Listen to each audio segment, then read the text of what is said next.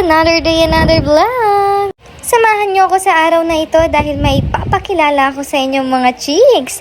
Narinig niyo ba yon, chicks? Oh my God! Wow! Inyan ti palakpak ti lapayag dan. Basta chicks. Agitaman ti paglayngan. At palapit na nga tayo ng palapit sa mga chicks.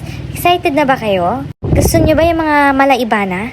Oh, ito na, ito na. Tcharan! Ito nga ang tinutukoy ko. Ano ba ang nasa isip nyo? Meron tayong Ivana Alawi, Yasi Pressman, at EJ Raval. San ka pa? Sakin ka na. Sharing! At inilalabas na nga ni Kuya ang ating mga chicks galing sa incubator. At meron nga tayo ditong iba't ibang bloodlines. Meron tayong Golden Boy. Oy, mamahalin. Sheesh! Meron din tayong Pumpkin, Larry Romero Raptor at Golden Boy Boston Crosses. At ilalagay nga sila sa kanya-kanya nilang kahon for preparation of marking. Oy, English yun. Di mo kaya. At eto naman ang mga day-old chicks natin. At busy-busy sila sa pagkain. Anong tawag?